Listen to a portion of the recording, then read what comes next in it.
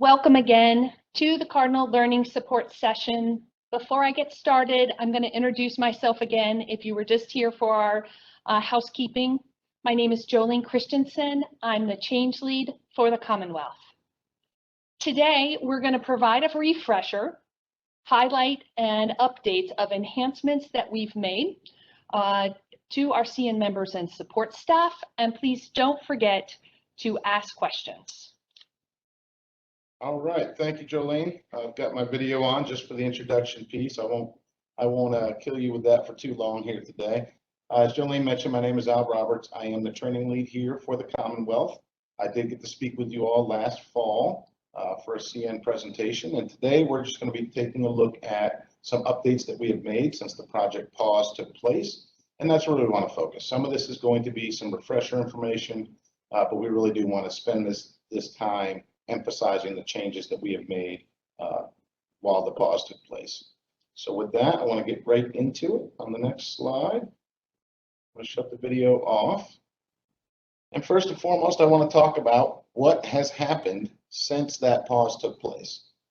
So back in January 2021, we did deliver approximately 4 weeks of training to quite a few end users. We had about 600 end users complete some web-based training courses, and we had quite a few users come through some virtually instructor-led training sessions. Probably one of the biggest questions that you have, we're hoping to answer here.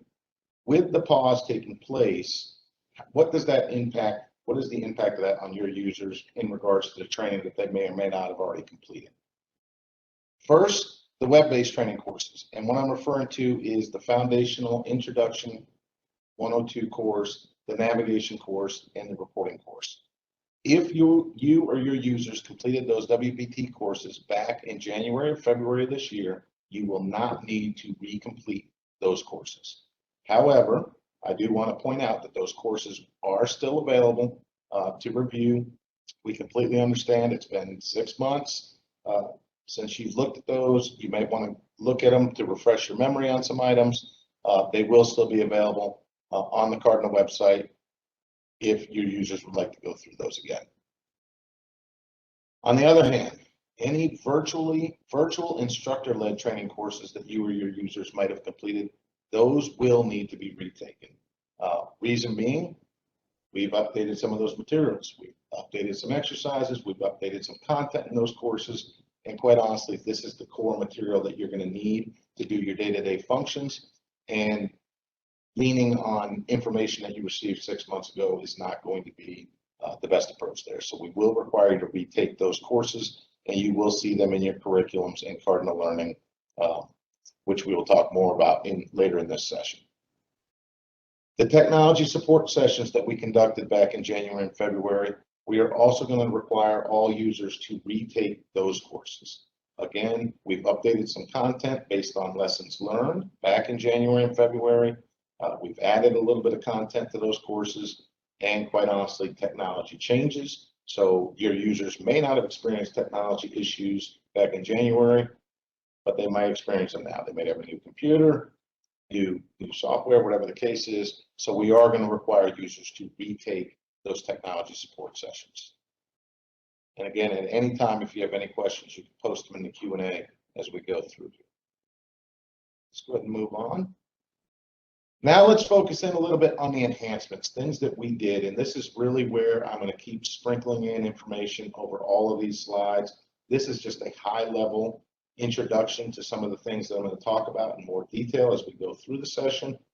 But we have taken this opportunity with the pause to make sure, as we continually do here at the Cardinal Project, we are always looking to improve and enhance our materials. So that is probably the biggest impact here is we've had this opportunity to enhance our course materials, make everything better. That is our goal. We also did convert one of our virtually instructor-led training courses to a web-based training course. I'm not going to get into a lot of detail with that here. We've got a couple of slides later on that are going to talk much more about this. This is specifically the Human Resources Read-Only course. So I'll be talking about that a little bit later. We did create some new courses. We are considering these supplemental training courses for the benefits read-only roles and the payroll read-only roles. And I'm going to talk a little bit more about those a little bit later on. We updated some exercises. We gleaned a lot of great feedback from you and your users during the training back in January and February. We've updated some exercises. We've streamlined some of the content, the instructions. We've made some of those exercises a little less challenging. We've made some of them a little bit more challenging. So ultimately, those exercises are a critical piece of our training. That's when you get that hands-on experience that we need as adult learners.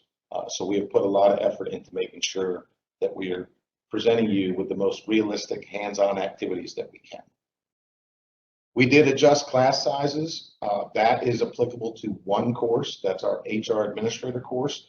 We've reduced the seat offerings for the virtual courses from 15 to 12, but we've also increased the in-person seats that we'll be offering from 6 up to 12.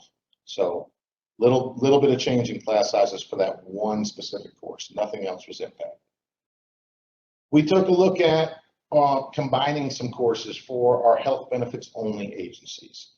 There are 2 courses that they are required to take, which is our HR for health benefits only and a benefits administrator course. We have combined those as a course offering for the applicable target audience of those courses. What that's going to allow us to do is get them all into one course, answer questions that are tailored specific to that audience, and it also helps us to minimize the impact on the training schedule by combining. Kind of keeps a nice block of time for that same group to enroll in.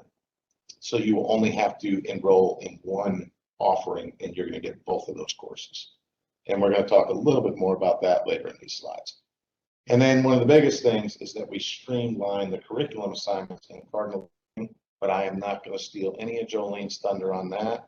We have a whole nother section of this session today that's going to focus on Cardinal Learning. And with that, let's move on. This is more of a refresher. It's obviously one of the things that I want to put quite a bit of emphasis on, and I will. We're going to circle back and talk a little bit more about this later on. But these are the training tools that we have utilized here. This is not a change. This is what we did prior to January and February. Obviously, the foundation for our training program is the actual training courses, whether that's a web-based training course, an instructor-led training session, or a virtual instructor-led session. All of those, including WBTs, they all include hands-on activities inside of them.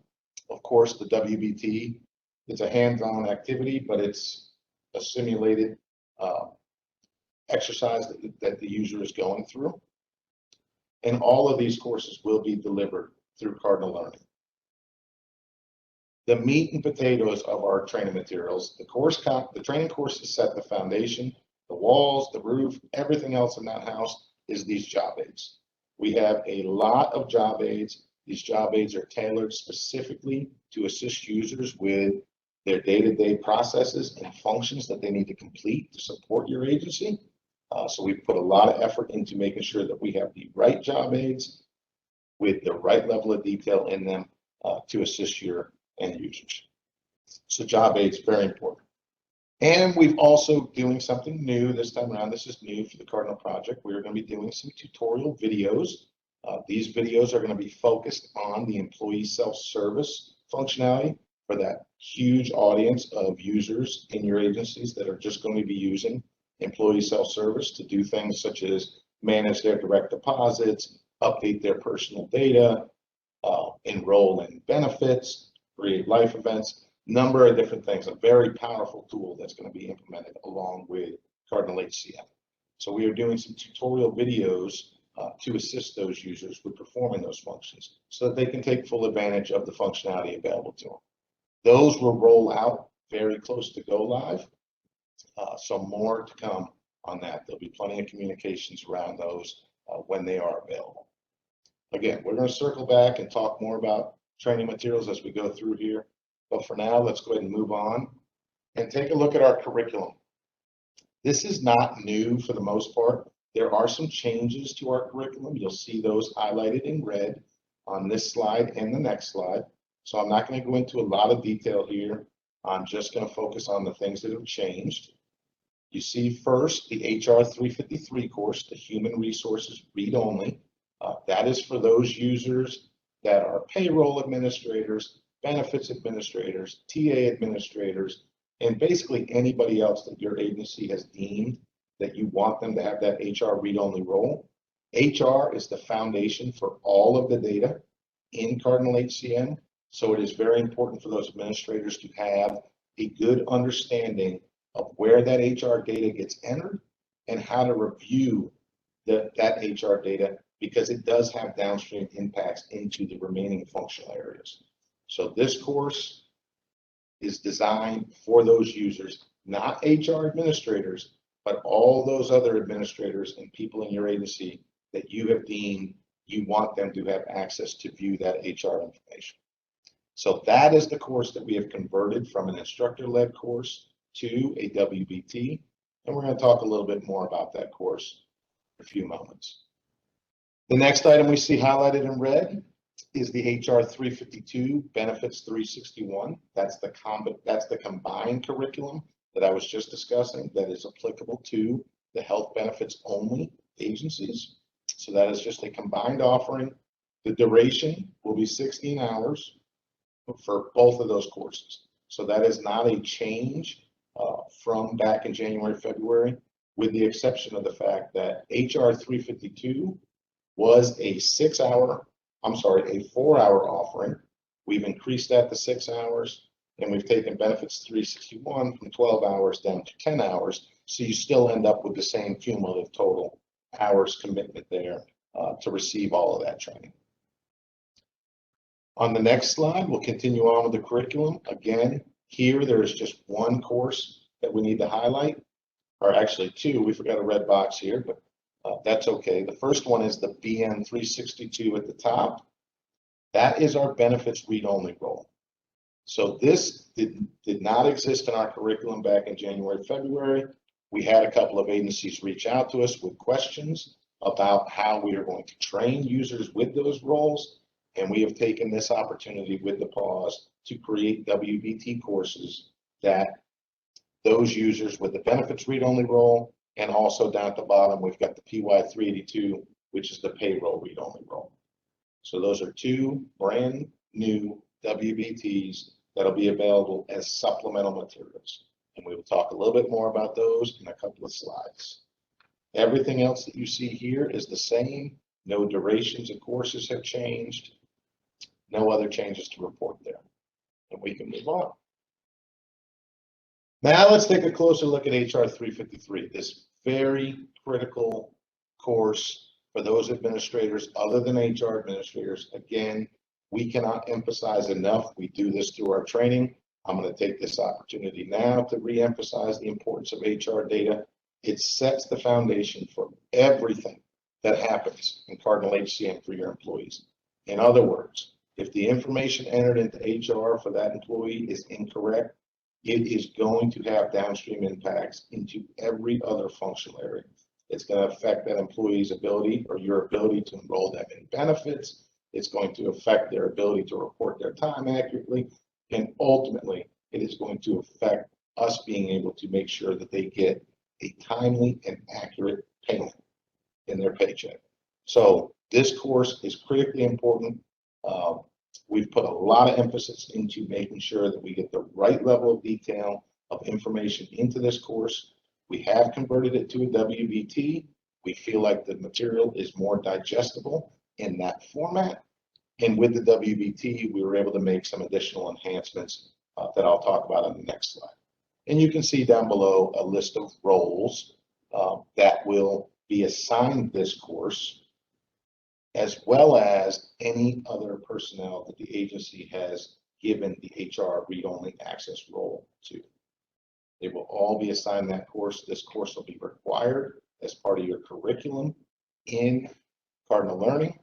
And if there's any questions, if your users come to you with any questions about the course assignments, not just for this course, but for any course they see in their curriculum, the best place to look is in that role mapping workbook in the training courses tab. And you can see why they were assigned that particular course or courses. And on the next slide, we're just going to talk a little bit about some of the enhancements to this course that I spoke to. So back in January, February, this was a 4-hour instructor-led course. I am going to refer to it as more of a lecture style. It truly was just a lecture style course. PowerPoint slides. We didn't have any systematic demonstrations included. There were no hands-on activities. We got a lot of feedback from the users that attended that course. We looked at that feedback, we analyzed it, and we made some enhancements based off of that. We've streamlined the course content. Al, how did we get from 4 hours to 2 hours? That's an obvious question. We got from 4 hours to 2 hours by streamlining that content. We determined that the level of detail was a little bit too high in some areas. We went into too much detail. So we've streamlined the course content down to that target audience. And we've also added in system demonstrations. So when you go through this course, you are going to be learning these concepts while looking at those HR pages, which is the most effective way for an adult to learn. It's very hard to conceptualize in a lecture what is being talked about if you can't see it in the system. So the biggest change that we've made is adding these systematic demonstrations into this course and really focusing all of the instruction while looking at those pages and clearly outlining the downstream impacts, the critical fields that need to be reviewed when you go to those HR pages, and the potential downstream impacts of data entry errors on the other functional areas within HCM. So we're very excited to be rolling out this course, very excited to see the feedback that we get, and hopefully we hit the mark, and if not, we'll continue to adjust and improve as we always do. The other read-only courses, and you'll see HR 353 is also listed here in this list of supplemental WBTs, and this is more for those users that aren't assigned HR 353 as part of their curriculum, but we're still going to make this available to any user to go out there. Plain and simple, having a good understanding of what HR is doing inside of Cardinal HCM is going to give anybody more tools in their tool belt to use this application successfully. So all three of these courses, we're calling them Supplemental WBT Courses: the Payroll Read-Only Course, the Benefits Read-Only Course, and the Human Resources Read-Only Course. They are all going to be made available on the Cardinal website. Benefits 362, Payroll 382, those courses will not show up in Cardinal Learning. And for HR 353 users, if it's part of your assigned curriculum, you'll access it through Cardinal Learning.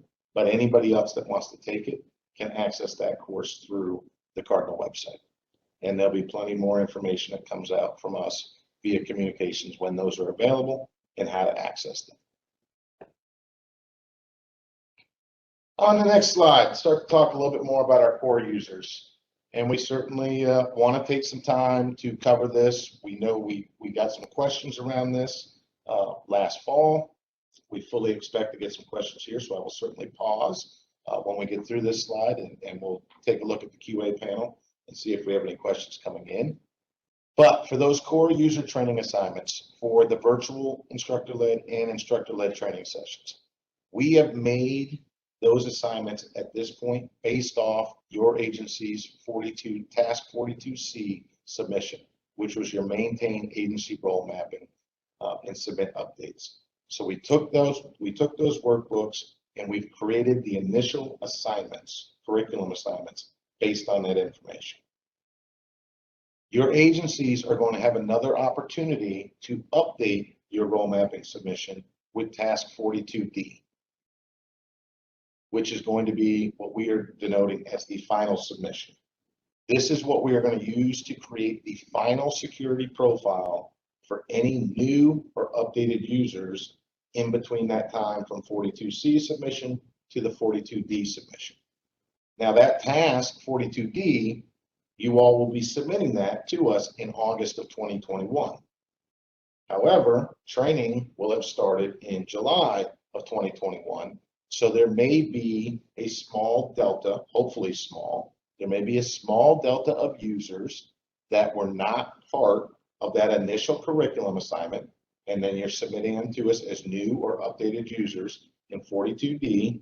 The reason that we are doing this in August is that training is going to be continuing on through all the way up through go live. That gives you about 5 to 6 weeks for those new or updated users if they weren't assigned a course because they weren't going to be in that course based off of 42C, and now they do need it. They will have that 5 or 6 weeks, hopefully, to get into their required training and prepare themselves for go live.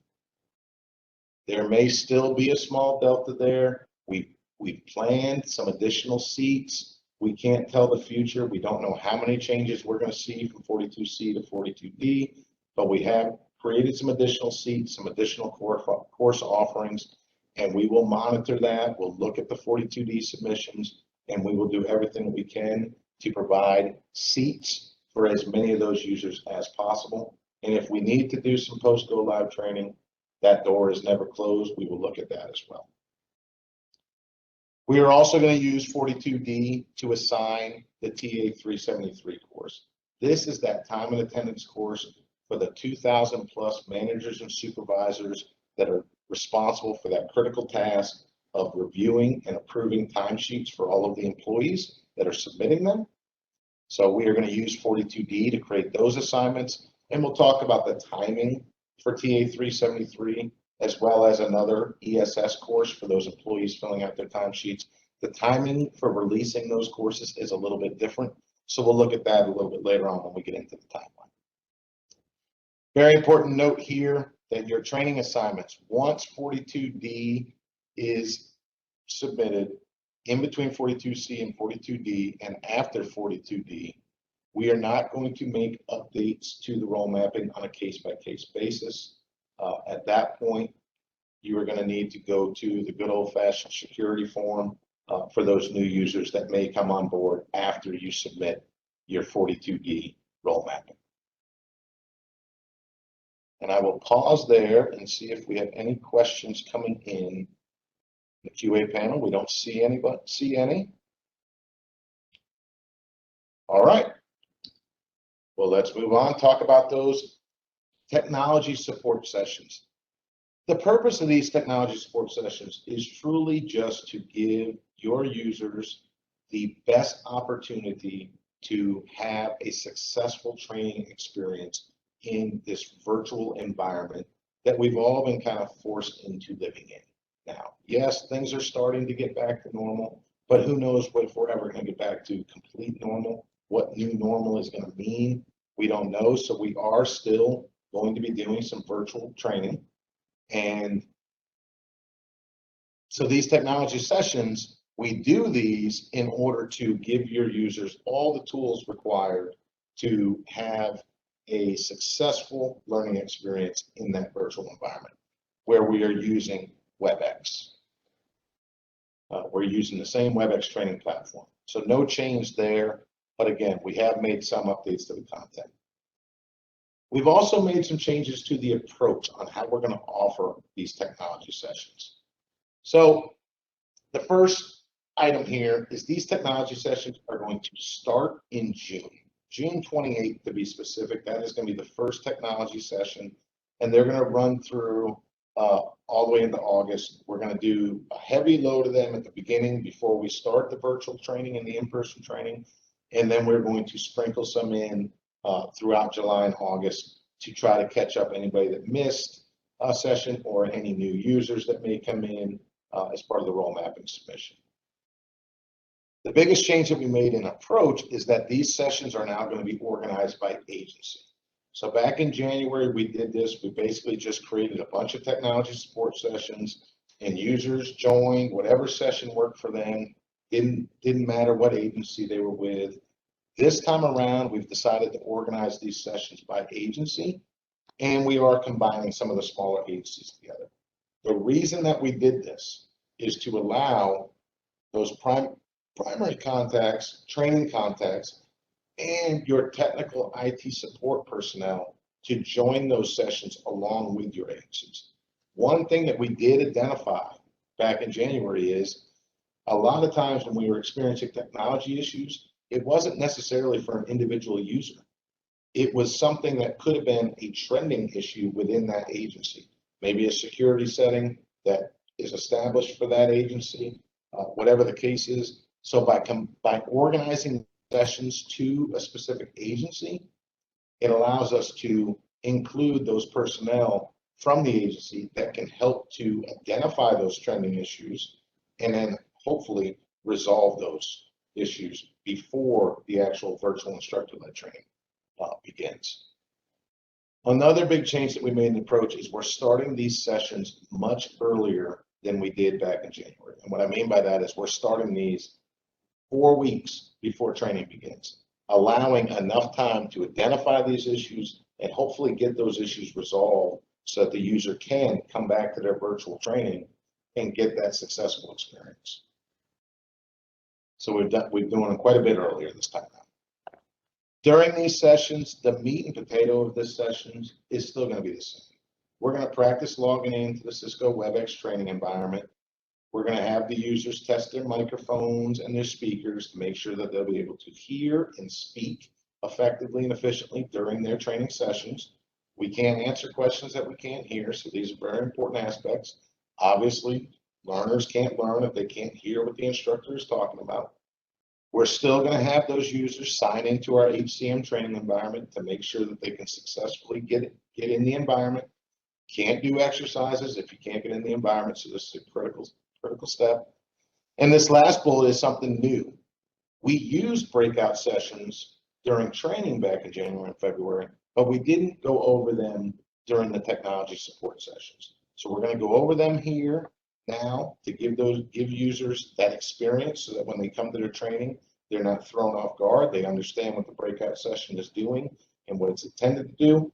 And really, just for the purpose of this discussion, breakout sessions are just a way for us as trainers to break that audience down into smaller groups. And we do this during exercises. So there's two trainers supporting a specific course. There's 12 students in that course, for example. When they get to an exercise, it's much easier for 2 instructors to support 6 students each than it is for 1 instructor to support 12 students by themselves. So that is really the purpose of breakout sessions. It also allows us a better opportunity to have users share their screen. If they're running into an issue while doing an exercise, we can see what that issue is. One of the biggest challenges with virtual training is we're not in that room, right? And the user's doing an exercise and they take a wrong turn on step 3 and they don't realize it until step 15. It's very hard in a virtual environment for us to diagnose that problem as a trainer and help that user to figure out where the mistake was made and get them on the right path. So these breakout sessions are going to help us do that. Just break the audience down into smaller groups so that we can manage those a little bit easier. And then any learners that are experiencing issues with technology during these sessions obviously need to work with their agencies to try to resolve those prior to coming to their actual training session. I'll be honest, I facilitated quite a few of these sessions back in January. We didn't run into a lot of issues with users for technology, but we did get a lot of great feedback of, wow, this is really going to help me when I come to training. I didn't know that these tools were available to me. I didn't know what this did over here. So it's really kind of twofold. We can identify issues, and 2, we're just getting those learners more comfortable in that virtual training experience and providing them some information about what they can do to make that experience more valuable to them. So we will continue on with those again. And like mentioned earlier, we are going to require everybody to retake these sessions prior to release 1 training begins. And we're going to pause there. We have a couple of questions. I want to go back to the previous slide and just read through that note again and clarify something.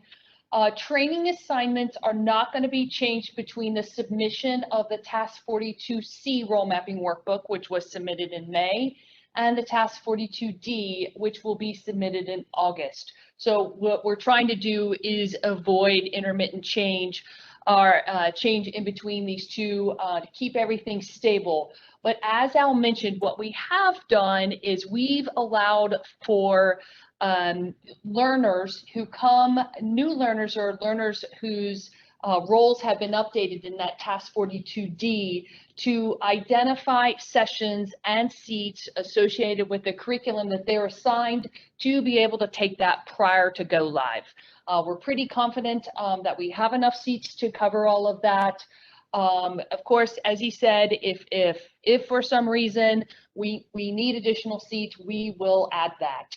And then as you also heard, 42D is going to be utilized for manager and supervisor course as well. So we'll be getting the latest and greatest of that. And we do have that timing of when that training is going to be deployed on a slide a little bit later.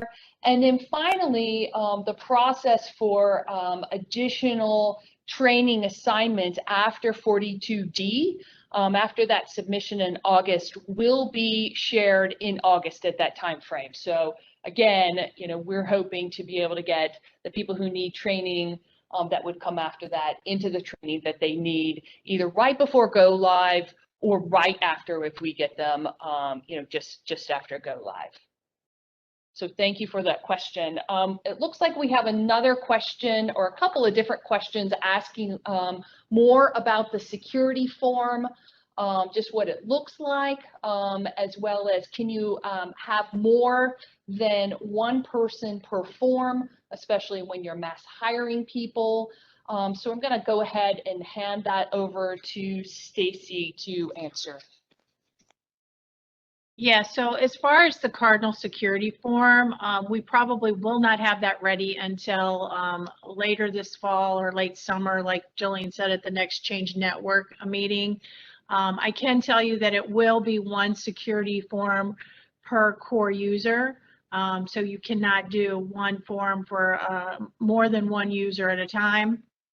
And again, keep in mind, forms are only required for core users, not for folks with ESS security only.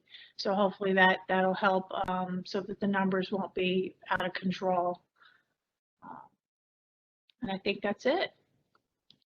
All right, so thank you for those questions. We were expecting those questions. That's why we tried to pause there. It just took a few moments for you all to get those questions processed in your mind and into the Q&A. So do appreciate those. Those were fully expected on our end.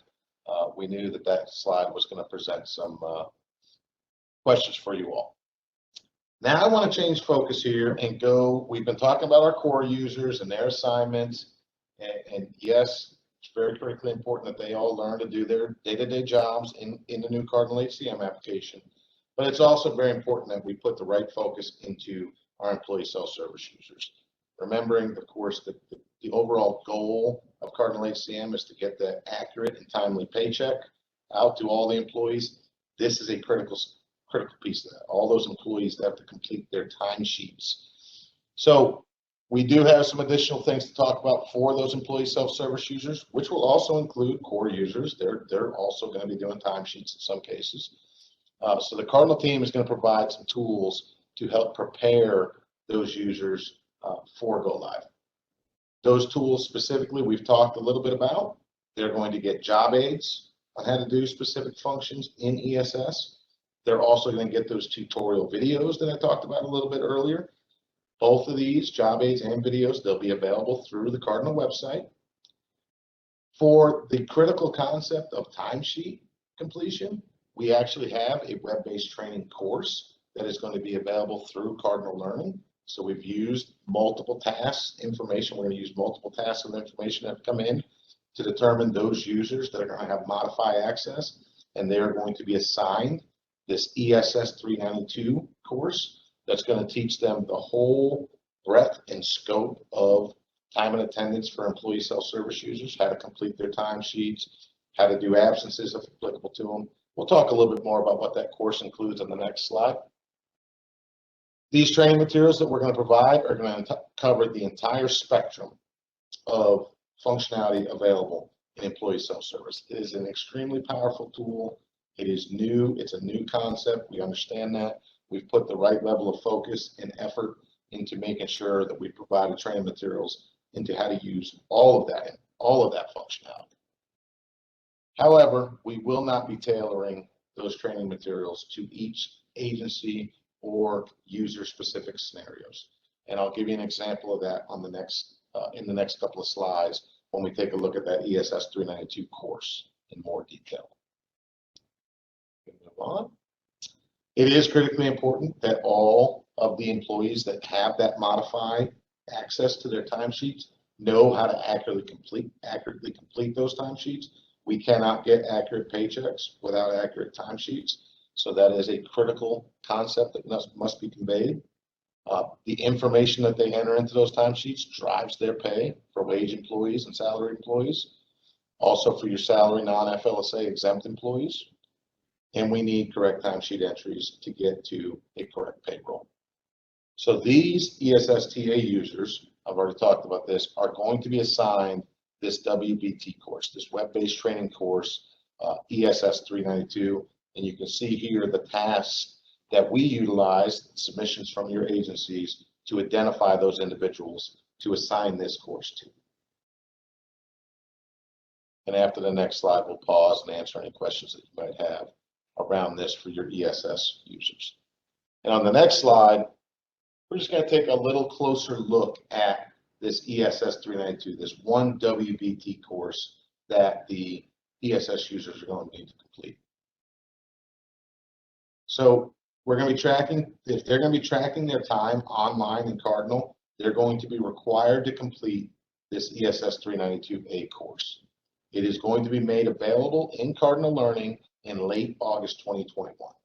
Our goal there is just-in-time training. Get it to them just in time before go live so that information is fresh when you go live and they have to start completing those timesheets. Job aids, videos will all come out in that same time frame during September as we lead up to go live, giving them all the tools to hopefully successfully complete those timesheets and what other ESS functions they want to do once go live does happen. Cardinal is going to work with all of you from the agency level to communicate any additional ESSTA details, such as the time reporter type, to the appropriate users before they complete that course. And I'll explain a little bit what I mean by that here when we take a look at the bullets of what this course is really covering. This is a good example of what we said earlier, where these courses are not tailored to a specific agency or a specific user's scenario. What this course covers at a very comprehensive level, quite honestly, the information that's available in this course is extremely comprehensive. We are covering the whole gamut of time and attendance for ESS and how to complete those timesheets accurately. One of the biggest challenges in the course, though, is we do have two different kinds of time reporters that'll be using Cardinal. We have what's known as a positive time reporter, and we have an exception time reporter. I'm not going to go into a ton of detail about that because I might as well teach you the course right now if I did that. But within that WBT course, there are two specific paths available. And the path that the user is going to take is based off of whether or not they are going to be a positive time reporter or an exception time reporter. Hence the note beforehand about how we're going to work with you to get the appropriate assignments out, letting individuals know you need to complete this course and you need to take the positive time reporter path. With that said, I do want you all to understand that regardless of which path the user takes, they have the ability to view both paths within that course. So if they change from a positive time reporter to an exception time reporter, they can get all that information in the same course. So you do have the ability to review both. The course is also going to give a good understanding of work schedules and how important they are in driving that timesheet. That's especially true for the exception time reporters. It goes into how to view and resolve some time exceptions. It talks about how to enter absences, understanding that not every employee will be entering absences. For instance, hourly employees will not be entering absences. But again, we're not tailoring the course to a specific user scenario. And then this fourth bullet that I skipped over and wanted to come to last is around chart fields and speed types. Not every agency is going to use chart fields and speed types, but the course teaches users how to use them.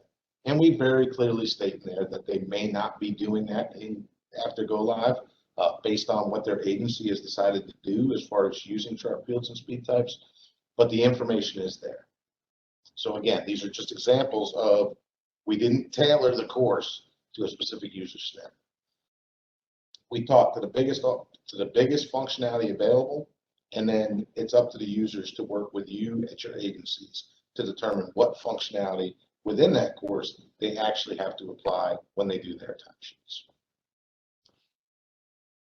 And then we get to our next slide here, which is the last slide for training, and that is the timeline that you have coming up in front of you. Now, what I'm going to do is I'm going to let you all kind of look at this timeline, and while you're looking at it, we're going to cover it in detail. But before we do, I'm going to ask that if you could just bear with me for just a couple of minutes.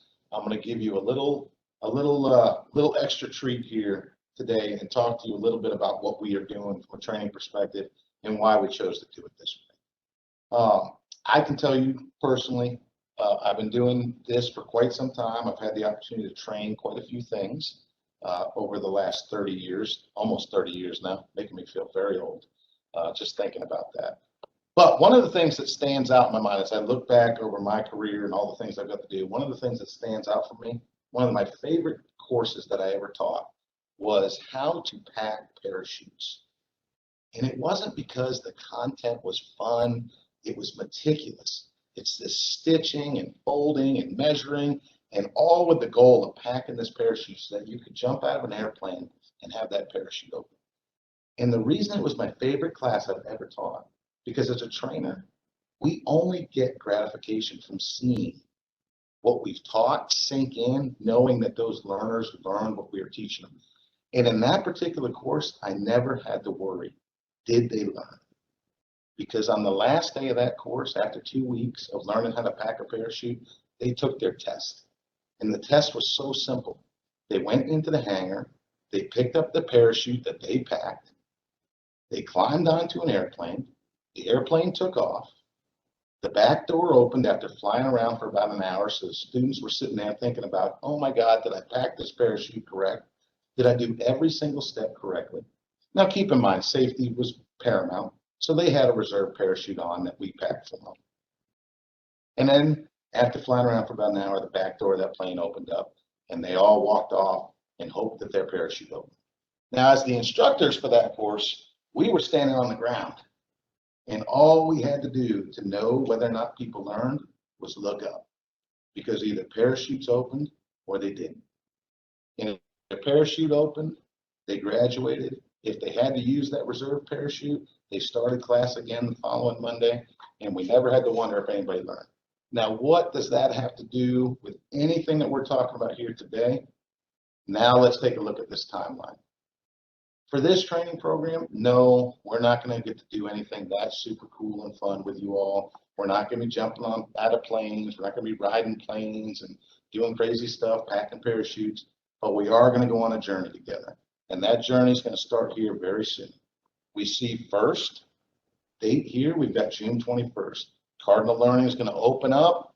You're going to unwrap that Christmas present, and you're going to get to do a bunch of things that Jolene's going to talk to you about in the second part of this session here today. All right, you're going to have the ability to enroll in a technology support session that's going to be starting very soon after that June 21st. 1 week later, we're going to start technology sessions. You're going to get a chance to see the curriculum that's been assigned. All the users are going to see what curriculum they've been assigned to.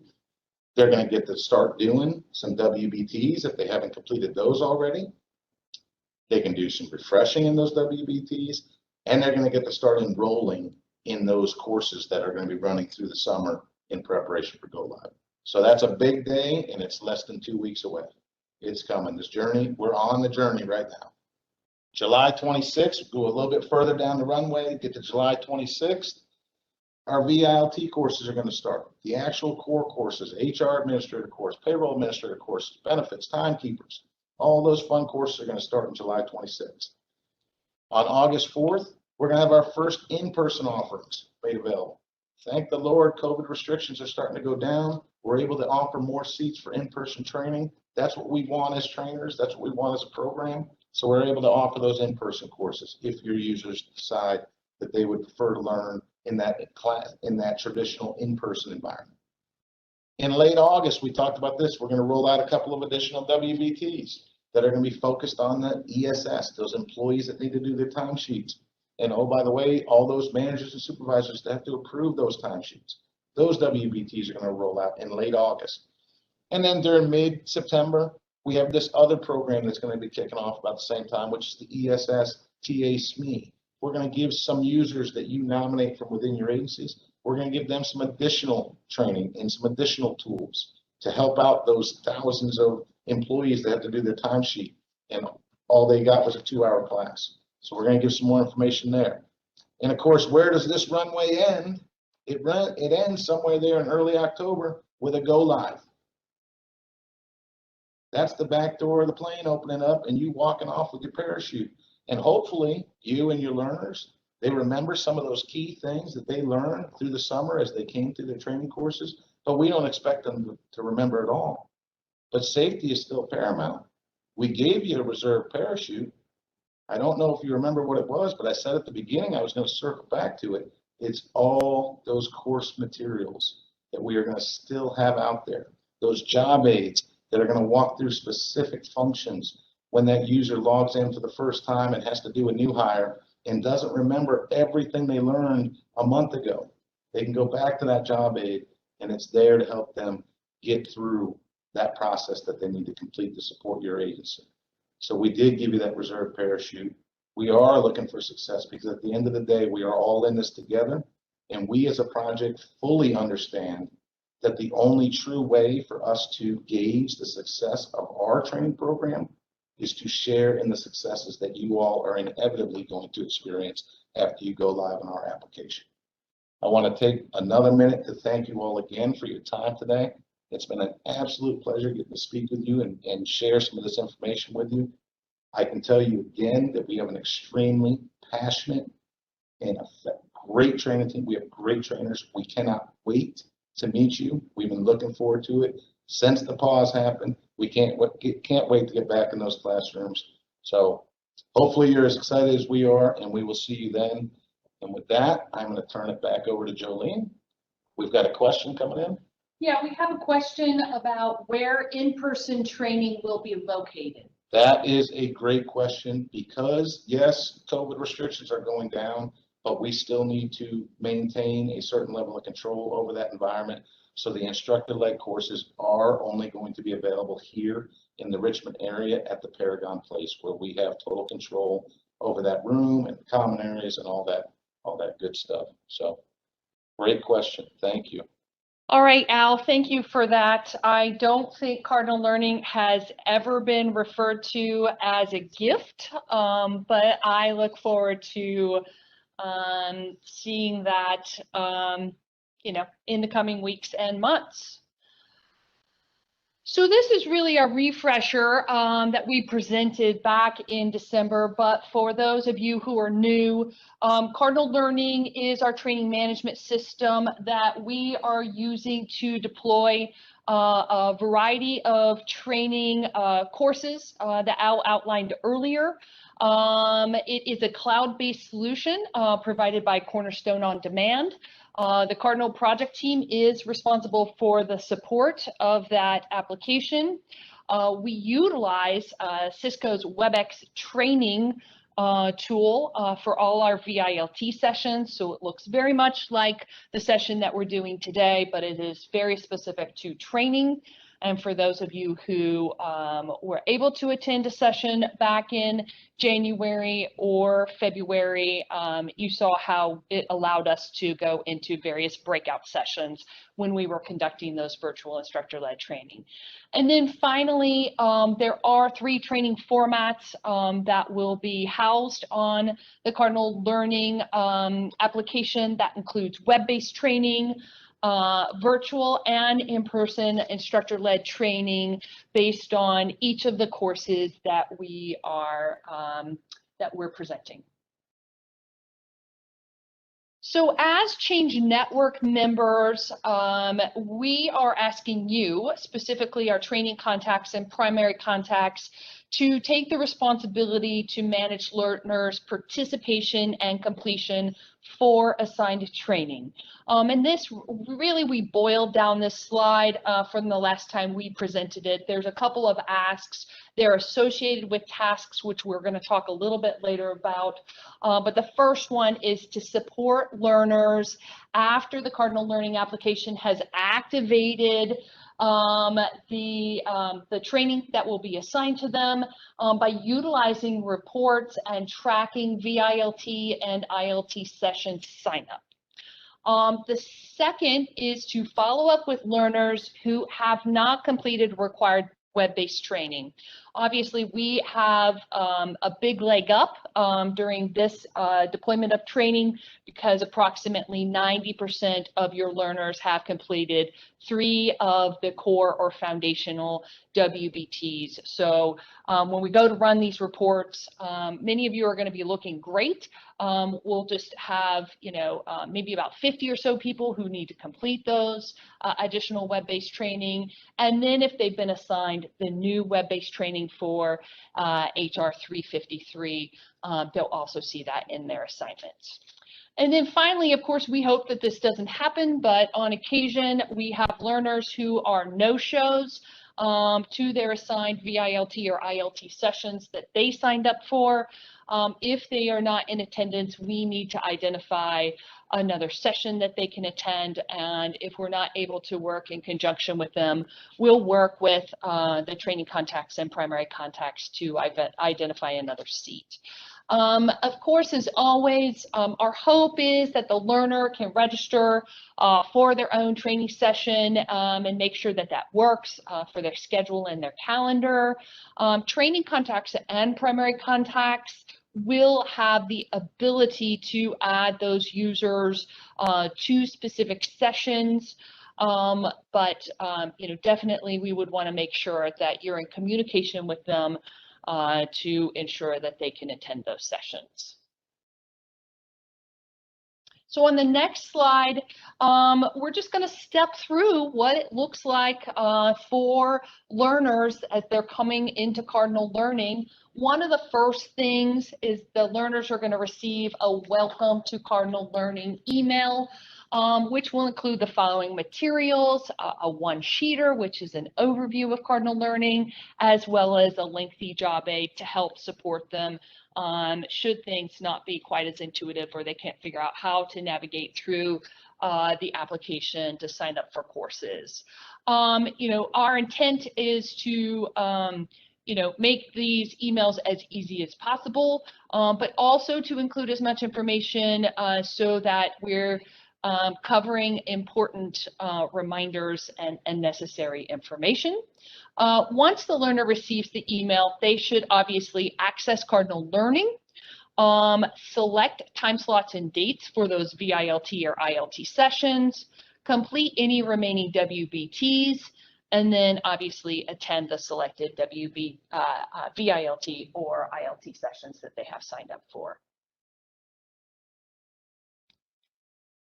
So from a refresher perspective, Cove agency learners who have a business provided email will be given a specific URL to access Cardinal Learning. So in the case of the the specific folks that we're talking about today, there are about 700 learners who are assigned VILT or ILT courses.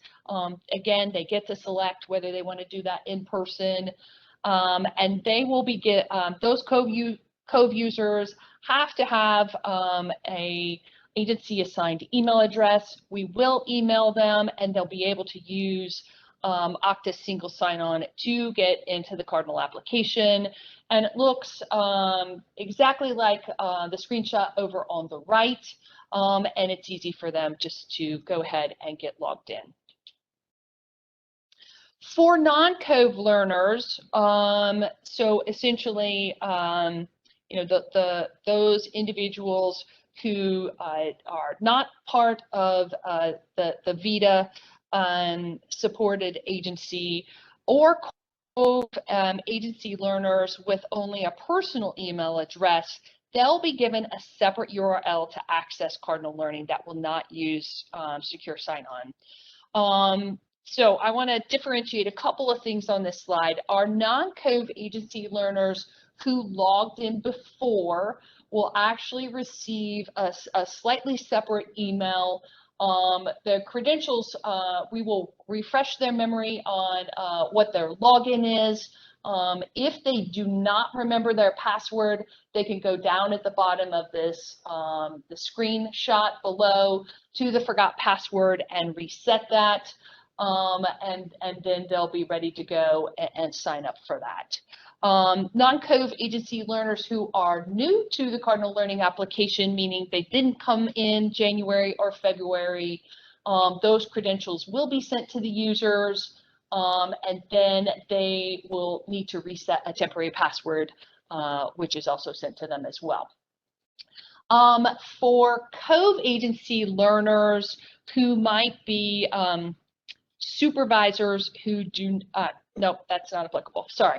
For Cove agency learners who will be assigned the ESS training for time and attendance that do not have an agency provided email, we will also send them this link and they'll be set up in the same way.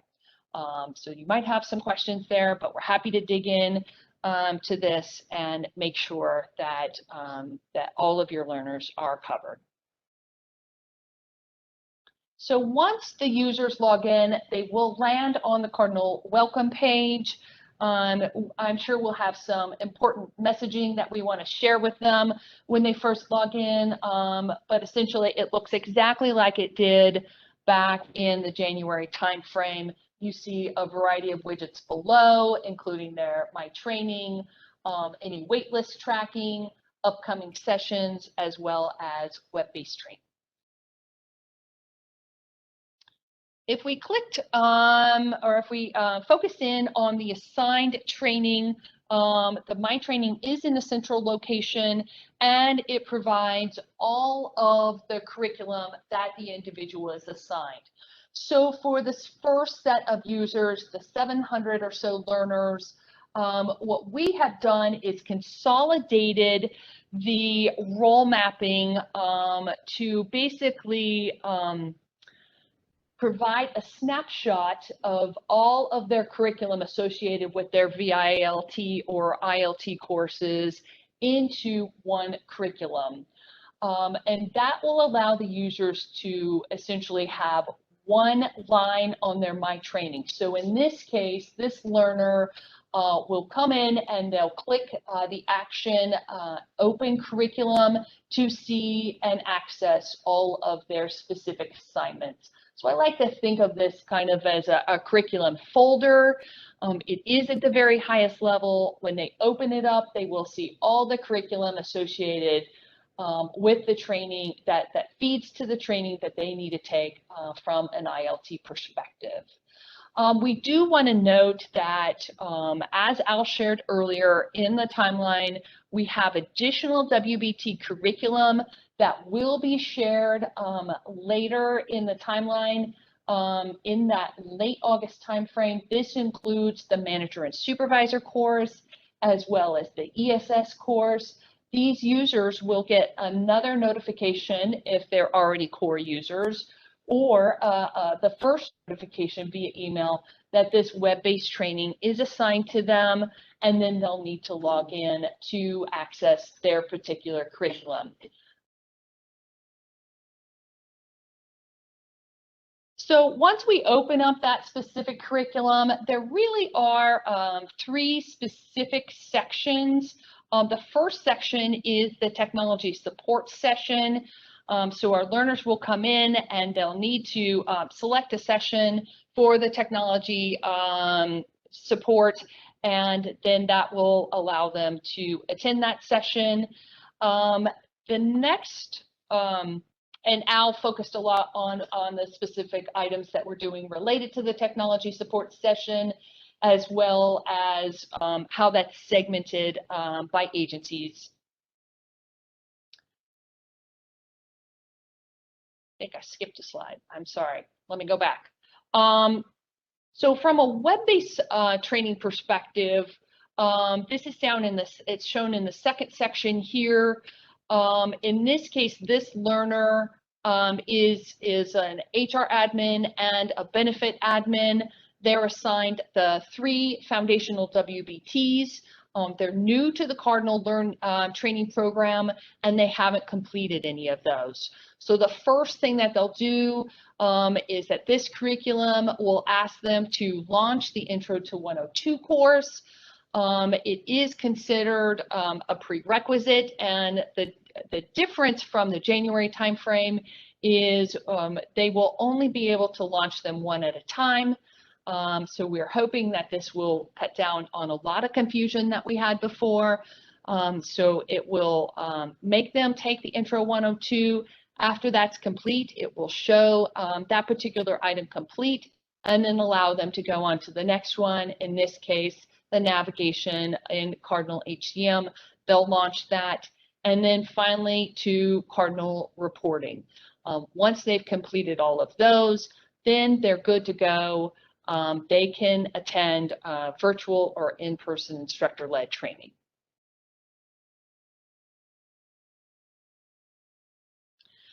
So for the virtual and instructor-led training, just like before, we are requiring all of the learners to sign up for those ahead of time. We have specific dates which we'll share in the task that's coming up. But essentially, when we roll out on the 21st of June, that will be the first opportunity that those learners can sign up for those VILT or in-person instructor-led training courses. And they'll have approximately until the 3rd week of June to sign up for all those sessions. So we will be running reports. We will be working with you to make sure that all the learners from your agencies have signed up for those and that they're ready with the prerequisites that we've already talked about, including the web-based training and the technology support session before they attend that virtual or in-person instructor-led training. So as you'll note over here on the right-hand side, for the HR 351 course, the learner can select a session, and then that opens up to the session selection screen. And it lists all the upcoming sessions for a training course. The learner is able to view the session details, including the days and times offered, and then they're able to register. So, over here, they'll be able to see the number of seats that are available. In this case, there are 7. And if they needed to wait list, it would show them how many people are on the wait list. And then if they're ready, they can go ahead and select that request button over there to register for that particular session that works for them. As we've mentioned before, if there are no seats available, the learner is welcome and able to add themselves to the wait list, but we do advise that they find an alternate session, even though it may not be their preference, so that they have something to fall back on. Based on, the learner will receive a message if they're cleared from the wait list and added to the roster for that course. They'll also receive a notification if that wait list has expired and they weren't moved off that wait list, and they'll have to go to the alternate session that they already selected, or potentially select a session if they have not been able to identify one that works for their schedule. So I just highlighted a couple of the notifications that we're going to send from a Cardinal Learning perspective. These are auto-generated out of the Cardinal Learning application and will go directly to the learner. Once they sign up for a particular session, they will receive a registration confirmation.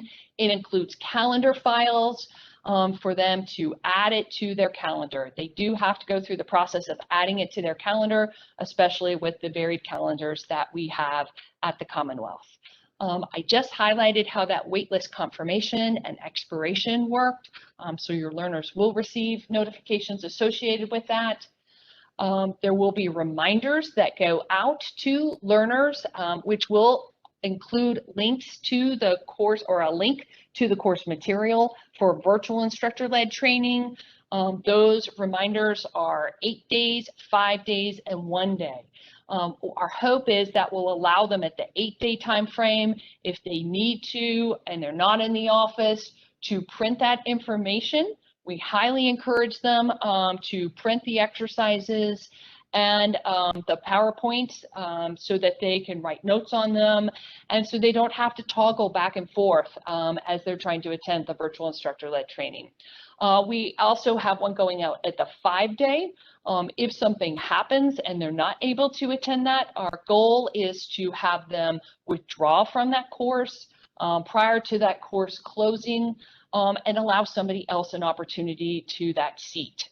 And then the 1 day is just to be, a refresher in case for some reason it didn't get added to their calendar or they didn't manually add it for some reason, that they're coming to training tomorrow, because obviously once we've, somebody has taken a seat, there is a finite amount of seats for everybody else.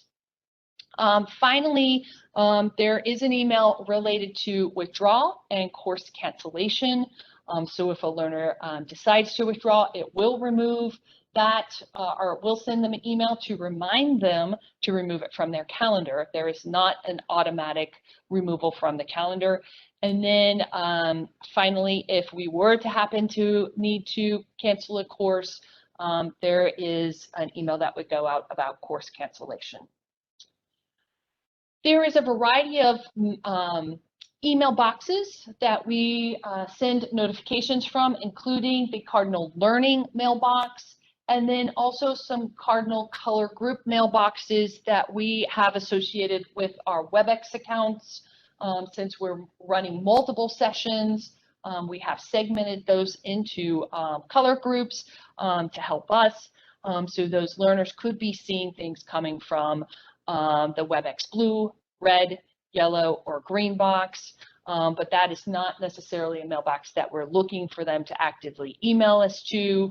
If they did have a question in those WebEx sessions, it would go to the mailboxes which are being monitored by the training support staff. All right, well now we are at the point to talk about the Cardinal deployment communications.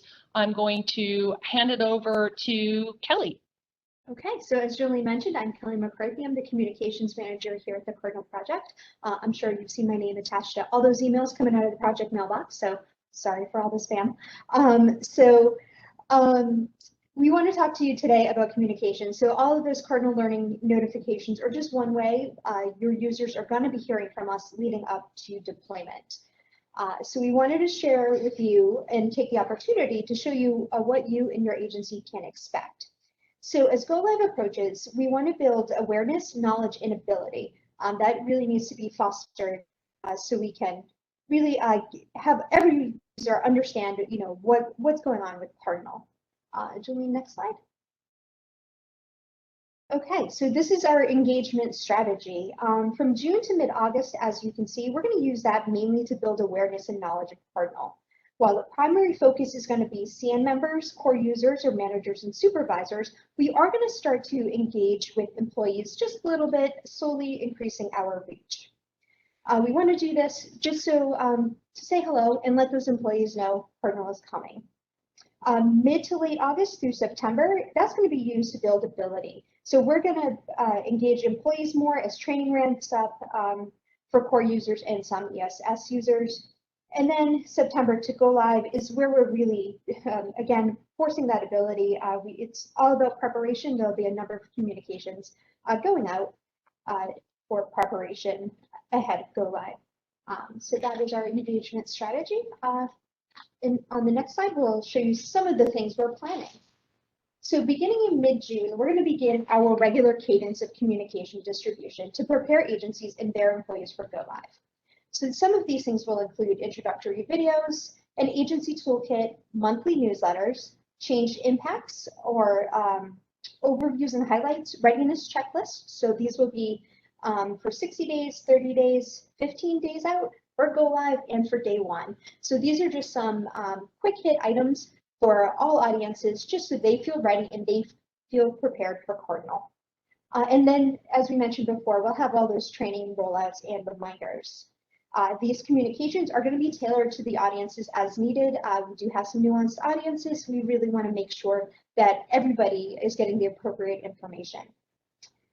And then Cardinal is going to also leverage the Change Network to help us support communications, especially those targeted to employees. You are the best conduit to help this information get across. So there will be times that we really need your support for some of these communications. But not to worry, we'll let you know ahead of time what's coming and what we need your support with. And oftentimes we'll provide you templates or suggested language or key messages to really help that initiative. Just to give you a quick overview, next week, you're going to be receiving an email with some additional details about the information we just discussed.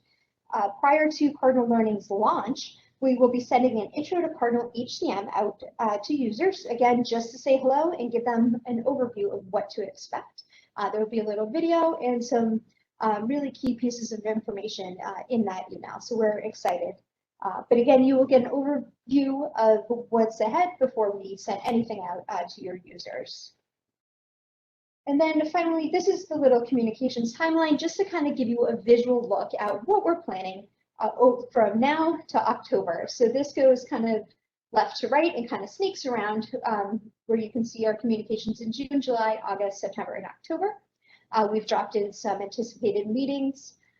Anything in that dark blue is for going out to all users. Anything in the red would be for CN members or core users, and then training is in that greenish color.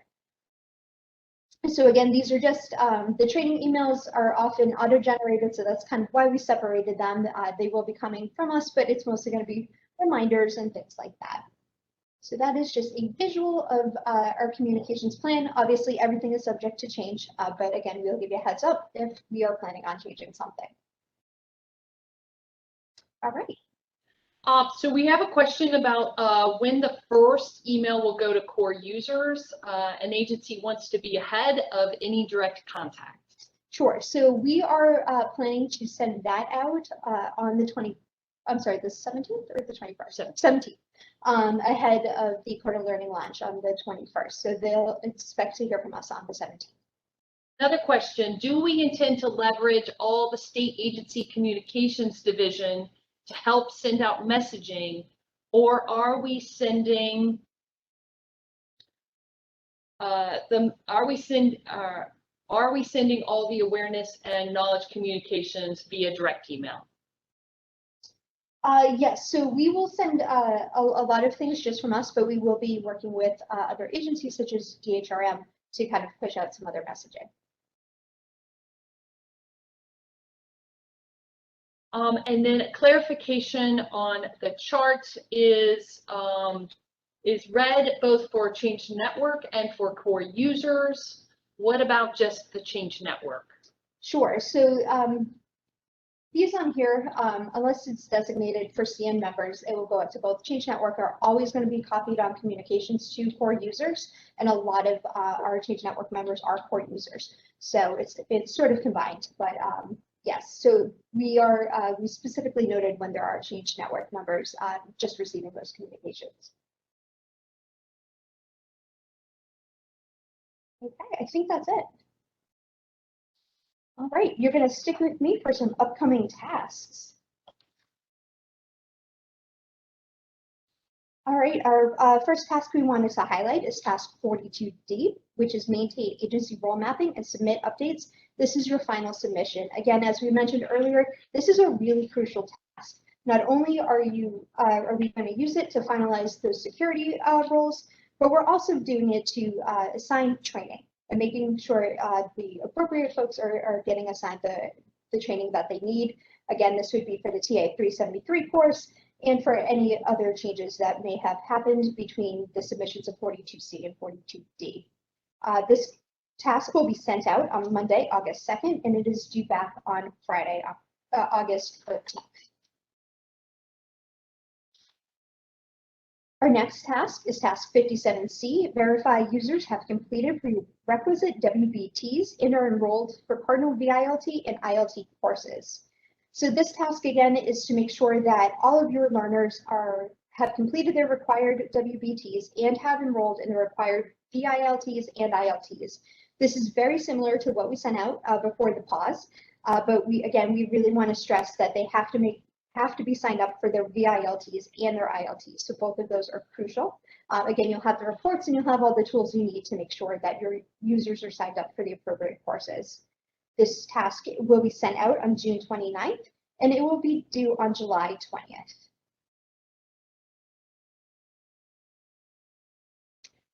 Our next task is task 95, communicate ESS TA user details. This is a new one. This task is to ensure that all ESS TA users have the important details about tracking time and attendance online at Cardinal prior to completing their assigned training. As Al mentioned, there are some specific information located within that specific training course for TA users. So we want to make sure that you are helping to communicate some of those details.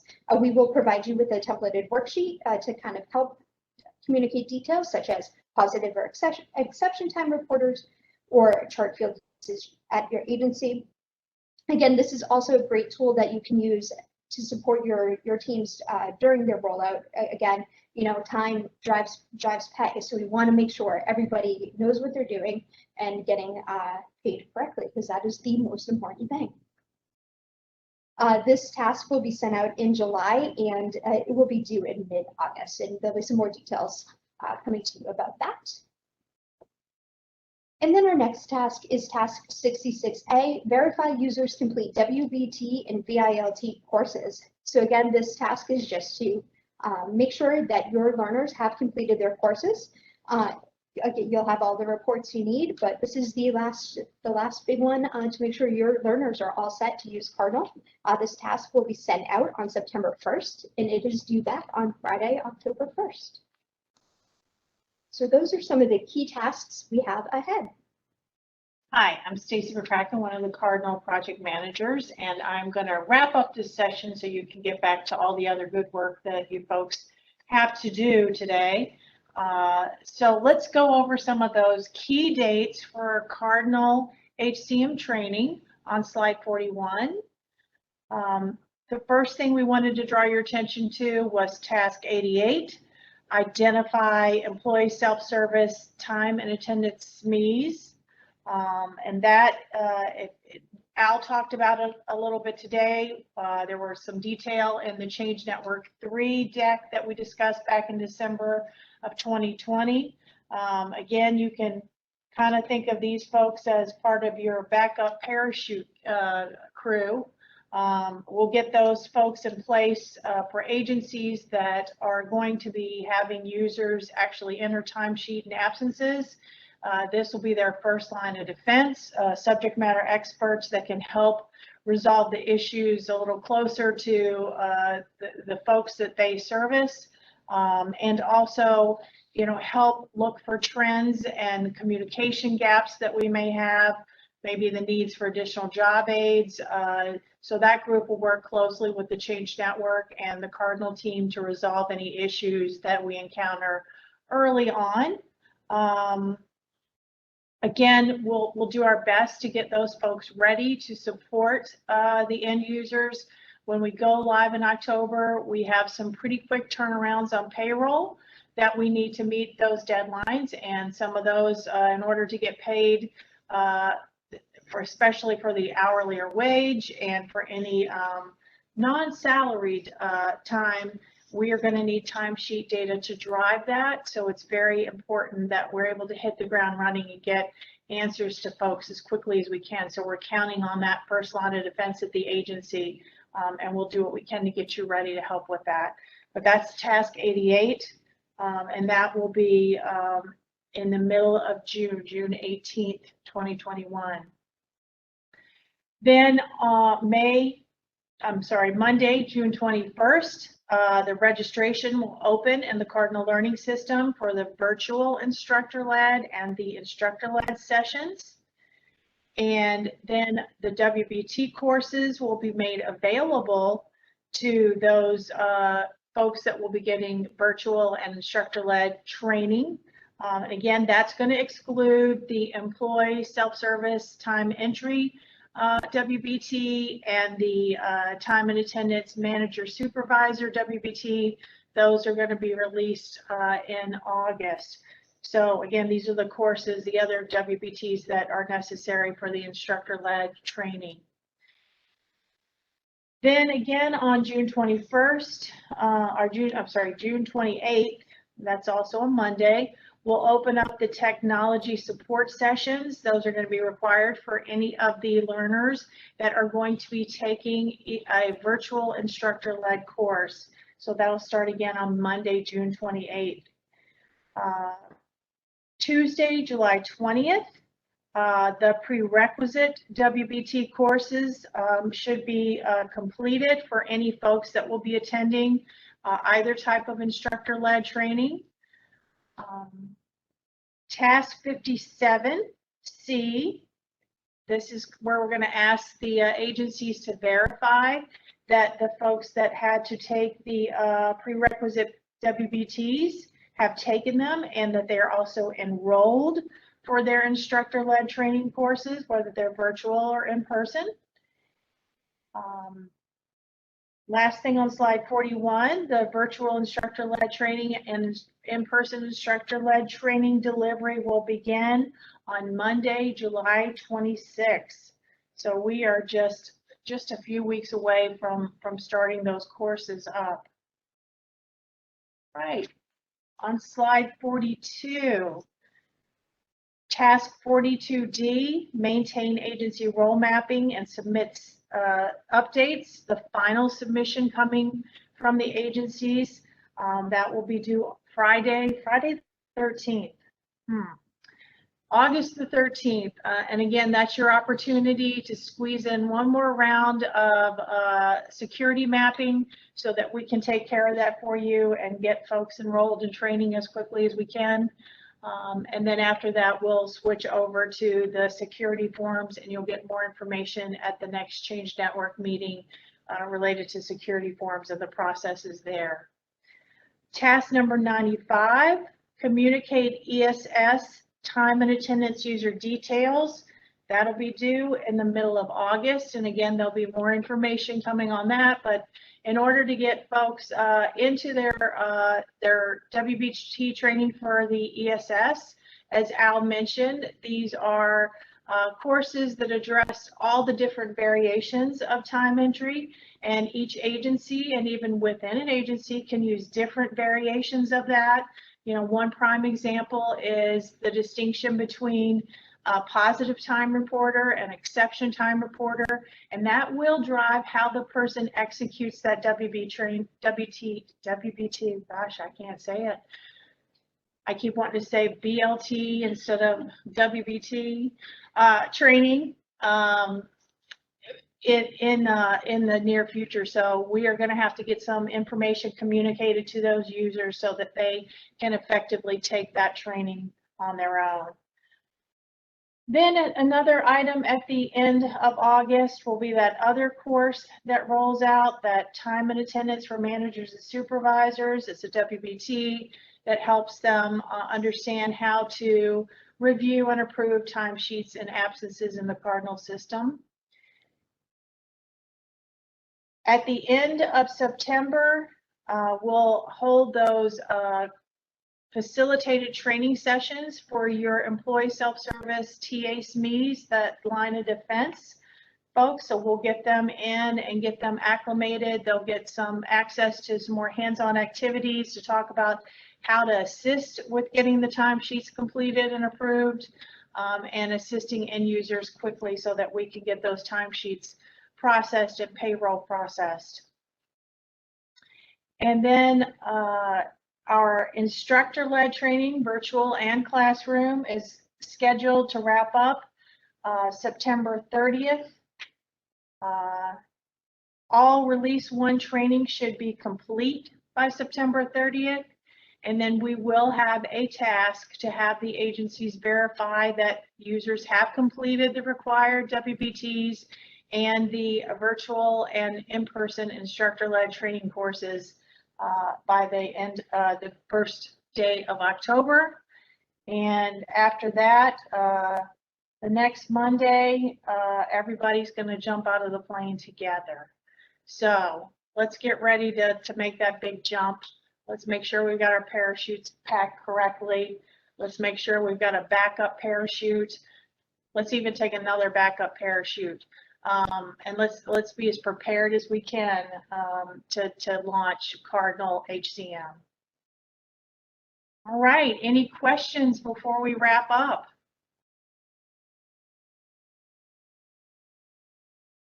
All right. Well, we appreciate you taking the time out of your very, very busy schedules, especially at this time of the year, to participate in this Cardinal Learning support session. We're about to open the floodgates, and we want to make sure we're all ready for what's about to happen. I think you guys are, and we're going to do our best on the Cardinal team to be ready as well. All right. Thank you for attending today. We'll talk to you soon.